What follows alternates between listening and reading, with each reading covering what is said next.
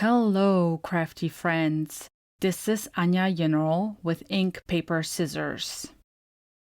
Today, I'm diving into something a little different, the Color Cubes by Sarah Renae Clark. These cubes are packed with hundreds of beautiful color palettes that make choosing color combinations for your cards so much easier. Whether you struggle with picking colors or just want a little creative inspiration, these cubes are an amazing tool to have in your craft space. I'll show you how I use them in my own card making process and share a few tips along the way. I own the first edition set, which is a 2-box set by Sarah Renae Clark, but she recently released a 4-box set.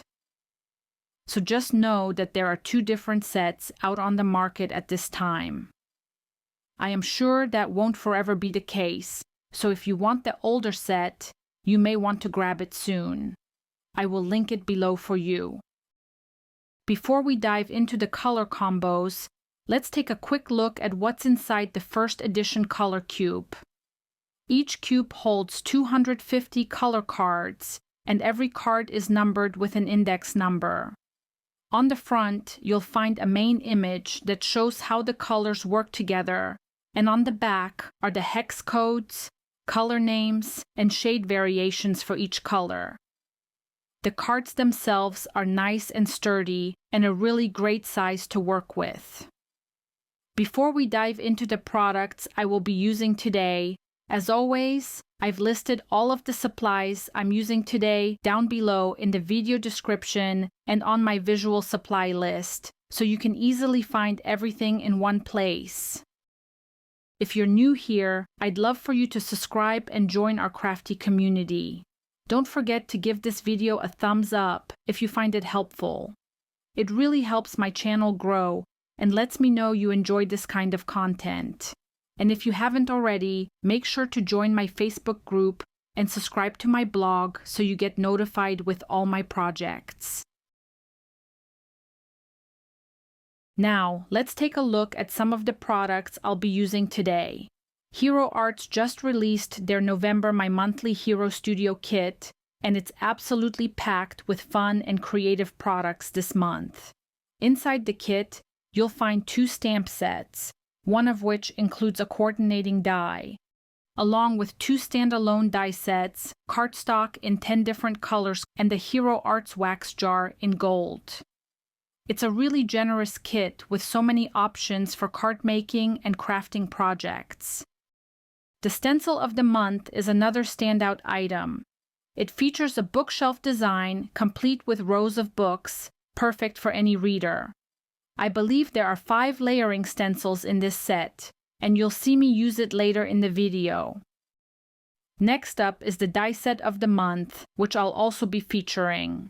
This one is super cute. It includes a tote bag, stack of books, and an adorable little worm, making it perfect for book-themed cards or teacher gifts. You could fill this tote with other items as well. Take a look at your dies and see what would look great in it. Then there's the cling stamp of the month. I own quite a few background stamps from Hero Arts and love expanding my collection. Their background stamps are always high quality, and they add such beautiful texture and interest to card designs. And finally, the bonus item this month is a mini door hanger die set. It even includes a Do Not Disturb stamp. I absolutely love this idea, and I'll be sharing a card I created with it in this video as well. It's such a fun extra to round out this month's collection. Before we get started on our cards, I randomly picked 5 color combinations to work with today. It is always fun to see how these colors come together and look on a card. I will be using the November Hero Studio kit and different color mediums today. Here are all 5 color palettes. Each one has a unique vibe, and I can't wait to show you how they translate into the finished cards. I also like to stamp out all of my sentiments right at the beginning, so I don't have to interrupt my creative flow later in the middle of the card making process. Since I don't yet know which sentiments I'll end up using, I prefer to have them all ready to go. Here's a little trick I've shared in a previous video. I keep the stamps on their acetate sheet and align them directly over my cardstock. Then I use a piece of Best Craft tape by Spellbinders, make it into a loop so it's double-sided, and adhere it to the acetate sheet. That allows me to pick up all the stamps at once with my Misty door. From there, I can ink them up together and stamp them all at once on my Nina Classic Crest Solar White cardstock. Quick, efficient, and perfectly aligned every time. Next, I move on to die cutting all of the sentiments. To make sure my dies stay perfectly in place while cutting, I use highlighter tape to hold them down. This tape is gentle enough that it won't tear the paper or lift the ink, which is so important after you've taken the time to stamp everything cleanly. A friend actually recommended this tape to me, and after using it several times, I can confidently say I love it. It performs just as well as the mint tape by scrapbook.com, but it's a bit more flexible, which makes it easier to position around your dies. Both are fantastic options, and I'll link them for you below if you'd like to try them out.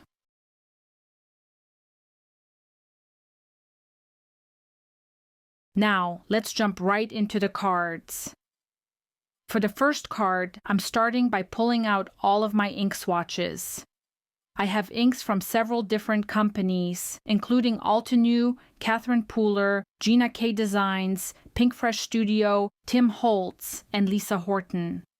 I like to keep all my swatches organized so I can easily compare them when choosing colors for a project. I begin by comparing the swatch colors on my color cube card to my ink swatches. If I don't have an exact match, I simply go with the closest color option, and that's totally fine. You don't need the exact shades for this to work. Just use what you have on hand, and your results will still look beautiful.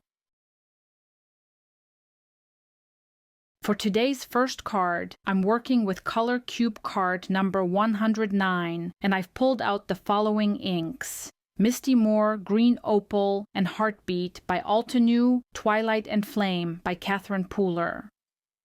These colors work so beautifully together. They give that perfect mix of warmth and depth that makes this palette stand out.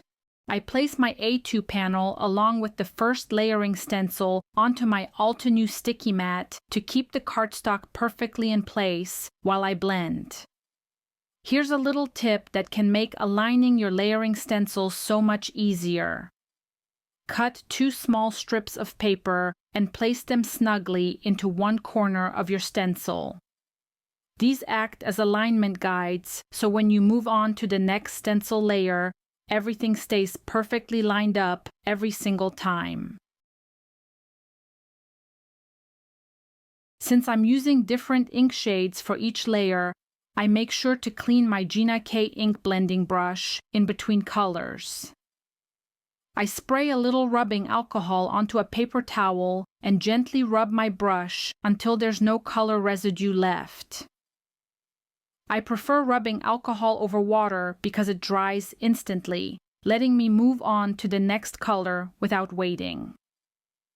For this first layer, I'm ink blending with Misty Moor, a soft, earthy green that lays down beautifully and evenly over the stencil. Once that's done, I remove the stencil and carefully align the next one in the same corner where I placed my paper guides. This keeps the layers consistent and crisp throughout the design. Next, I move on to the second stencil layer and my next color, Green Opal. I blend this shade smoothly over the entire stencil to build up that gorgeous layered look. However, when I removed the stencil, I wasn't as careful as I should have been, and my paper corner guide shifted. That means I'll need to realign my stencil manually, and then reattach the corner guide so everything lines up again. It's a quick fix, but a good reminder to always peel your stencils back gently to keep those guides in place. Once everything is realigned, I move on to my next color, Flame by Catherine Pooler, and blend it over the stencil openings. This color really starts to bring the whole palette together with its warm, fiery tone. For the final stencil layer, which adds just the smallest details and accents, I'm using Twilight, a beautiful deep shade of gray that gives each book more detail. I absolutely love how these colors turned out together. To finish the design, I used the Hero Arts Infinity postage dies to cut a rectangular panel from my stenciled bookshelf. I then pop it up with foam adhesive for some dimension and mount it onto a piece of gold metallic cardstock that measures 4¼ inches by 5½ inches. It's not an exact match to the color cube card, but that's the fun part of these projects. You can take inspiration and make each combination your own. Finally, I add one of my pre-stamped sentiments, and just like that, the first card is complete. For my second card, I'm switching things up a little. I'm using Color Cube card number 106 today, which is probably my favorite from all the cubes I've pulled out so far. I just love blueberries, and the combination of blues and gray is so rich and sophisticated, it really catches my eye every time. Before I start die cutting, I pull out my heavyweight color cardstock swatches that I keep all on a ring. I've taken the time to die cut a tag from every color of cardstock that I own, and labeled each one on the back with the cardstock name and company. This system makes it so easy to find a specific color I need in just a minute. On this swatch ring, all my colors are combined and sorted into color categories, but the physical cardstock is stored by company. That way, if I need to find a cardstock from a specific brand, I can just glance at my shelf. To choose my colors for today's card, I compare the color cube swatch with my cardstock swatches and write down which shades I want to pull. Today, I'm using Sea Salt, Blue Corn, and Oreo from Tailored Expressions. I also pulled a blue I call Blue Number 2 from Recollections, which is a Michaels brand and also has great quality heavy-duty cardstock. And with heavy-duty, I mean at least 100 pounds. The darker gray I'm using comes from a store called Lidl, which is similar to Aldi. They used to sell cardstock bundles around back-to-school time, and I always bought several sets because I loved the assortment of colors they included. Here, you can see how the color cube swatch and my cardstock line up. I love how closely the shades match when I align them in the same order. It really helps me visualize the final card before I even start die cutting. I start by die cutting the stacked books from the lightest gray Sea Salt. Then I lay out the dies next to that first base die cut. This is an important step because I want to plan the order of the books and make sure the same color doesn't sit next to itself. Taking the time to arrange them first makes the final stacking so much easier and ensures a nice, balanced look. Then I begin die cutting the remaining books from the different blues and the Oreo cardstock. I love how layering different shades of blue gives the stack so much visual interest. It really adds dimension even before the books are adhered. Once all the books are die cut, I place each one into my Misty and stamp the spines. I'm using Hero Arts Unicorn ink here because it gives a crisp, opaque finish on top of the colored cardstock. I like to stamp each spine carefully, making sure the alignment matches the book's shape.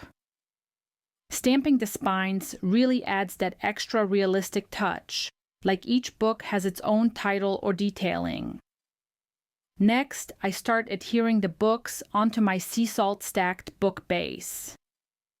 Layering them in this order really makes the stack look neat and organized. Then I cut my darker gray cardstock down to 4 inches by 5¼ inches and adhere it to my card base, creating a neutral background that lets the blues really pop. I add foam adhesive behind the stacked books and attach the panel to the card, giving the piece a little lift and extra dimension. Finally, I add a sentiment to complete the card. I love how this card turned out. The colors are harmonious, the stacking gives depth, and the stamped spines add that special detail that makes it feel so polished. It's a great example of how planning your color palette, layering die cuts, and using small touches like stamping can really elevate a card from simple to something special. And there you have it, my second card is complete. I'm so happy with how it turned out, and I hope you feel inspired to pull out your own cardstock swatches and play with layered die-cut designs. It's a technique that's fun, rewarding, and really makes your card look like a little work of art. For card number 3, I'm repeating the process of using colored cardstock. This time, I'm using Color Cube card number 092, and I pulled the following cardstock colors: Red Velvet, Sweet Mango, and Wild Dandelion by Gina K, along with Sweet Basil and Mulled Wine by Tailored Expressions. Since I'm following the same process as my previous card, I'm going to play some music while you watch the assembly of this card. It's a relaxing way to see the design come together without me repeating every step. But before we do that, I want to take a moment to chat about my video process. I usually pack my videos with several cards, which makes my tutorials at least 30 minutes long. So here's my question for you. Would you prefer shorter videos that focus on just one card, or do you enjoy seeing a technique applied across multiple cards, even if that means you get to watch some music while I assemble them? I try not to add extra talking that repeats the same steps on each card, but I also want you to see different examples of how a technique can look with varying colors and layouts. Please let me know in the comments below. Do you like the current format, where I show the full technique with several cards, or would you rather I shorten the videos and focus on just 1 or 2 cards at most? I'd really love to hear your thoughts, because your feedback helps me make videos that work best for you. Now, I'll play some music while you enjoy the assembly of this card, and then we'll move on to the next card, where we'll mix things up a little again.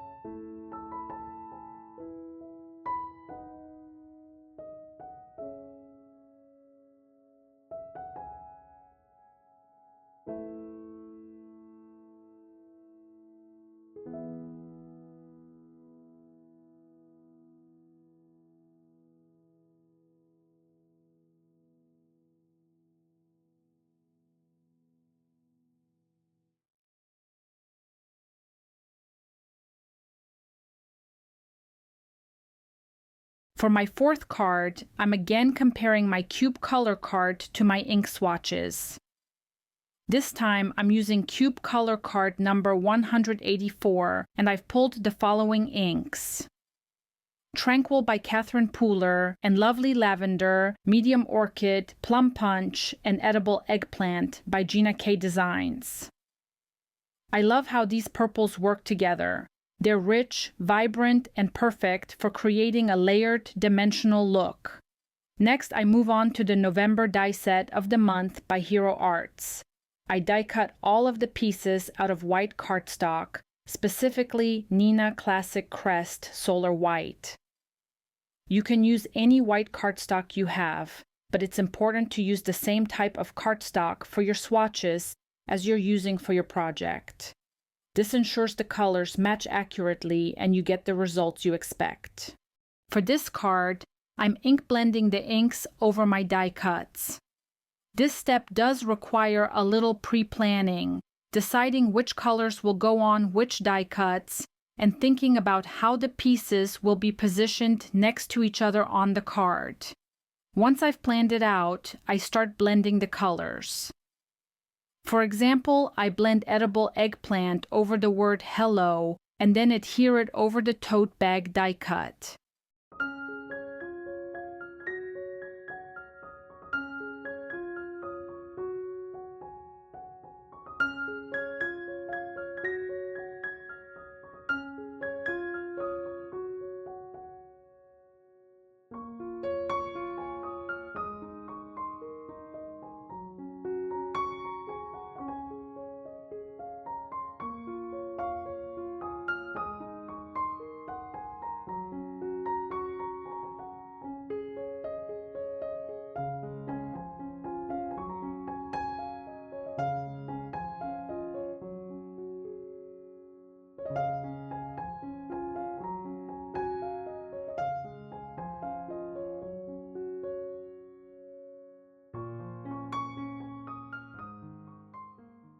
Next, I bring in the November cling stamp of the month to create a subtle background for the card.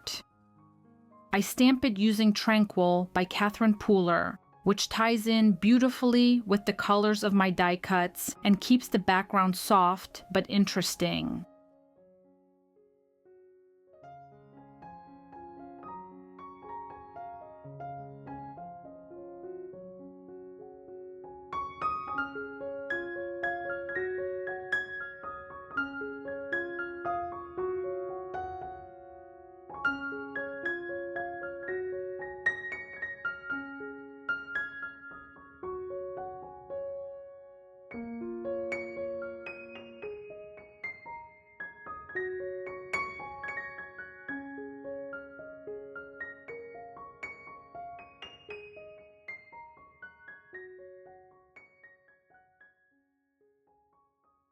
Finally, I add foam adhesive behind my die cuts to give them dimension, and I adhere them to the card front. And just like that, this card is complete. I love how the purples layered together and how the ink blending adds depth and a soft, polished look to the finished design.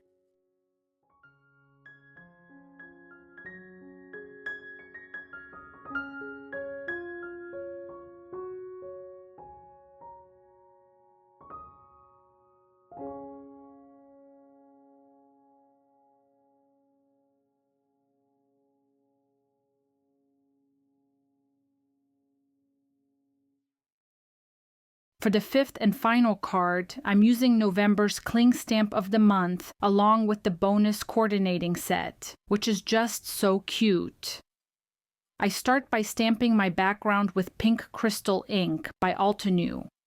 I love this soft pink tone. It adds a delicate base for the rest of the card. Next, I die cut the Do Not Disturb door sign out of white cardstock. I place it into my Misty and align the coordinating stamps, one over the handle and one at the bottom of the sign.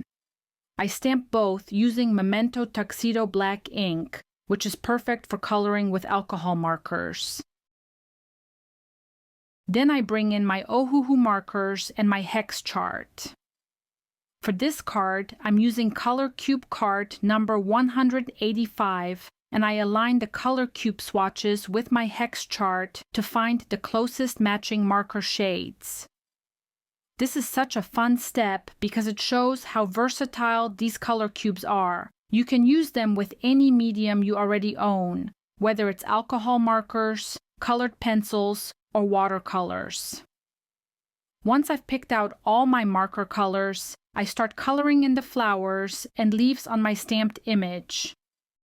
The colors I selected are G060, R23, PB10, and RV240. I love watching the image come to life as the colors build and blend together. Next, I place the door sign back into my Misty and align the sentiment stamps. I stamp the words Please and Disturb using VersaFine Clair Nocturne ink, and then I stamp Do Not with Gina K's Dark Orchid ink to bring in a nice pop of color. At this point, I decide to give my background a special effect. I line it back up in my Misty, just slightly offset from the first impression, and stamp it again, this time using Acai Berry ink by Altenew. This creates a subtle shadowed look where both the pink crystal and Acai Berry colors show through, adding beautiful dimension and interest to the background. I trim the background panel down to 4 inches by 5 1/4 inches and adhere it to my card base. Then I add foam adhesive behind the door sign for a little lift and attach it to the card front. Finally, I add a sentiment that reads Professional Bookworm, and that completes my card. I love how this one turned out. It's playful, colorful, and such a fun way to wrap up the series. And there you have it, 5 cards using the Color Cube color combinations. Let me know in the comments which card is your favorite, and please share your thoughts on the question I posed earlier in the video. I always love hearing from you, and your feedback really helps me plan future content. If you'd like to support my channel, you can use my affiliate links down in the description box. It doesn't cost you anything extra, but it helps me continue creating free tutorials and content like this. Don't forget to join my Facebook group, which I have linked below for you, and subscribe to my blog. If you enjoyed this video, please give it a thumbs up, subscribe, and hit that notification bell so you never miss a new video. Thank you so much for spending your time with me today. Until next time, happy crafting!